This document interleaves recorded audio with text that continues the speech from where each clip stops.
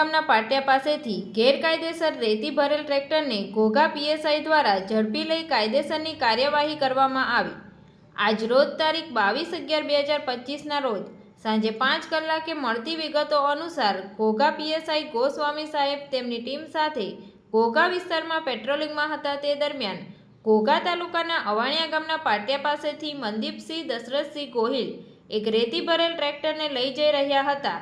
તે દરમિયાન ઘોઘા પીએસઆઈ ગોસ્વામી સાહેબ તેમજ તેમની ટીમ દ્વારા આ રેતી ભરેલ ટ્રેક્ટરને ઊભો રાખી તેની પાસે રોયલ્ટી તેમજ કોઈ પાસ પરમિટ માંગતા કોઈ સંતોષકારક જવાબ ન આપતા આ રેતી ભરેલ ટ્રેક્ટરને ઘોઘા પોલીસ સ્ટેશન લાવી ઘોઘા પોલીસ દ્વારા કાયદેસરની કાર્યવાહી કરવામાં આવી। તંત્રી મહેબૂબ રફાઈ સાથે news reader Sneha Patel, Tapasvi Gujarat news, Ghogha.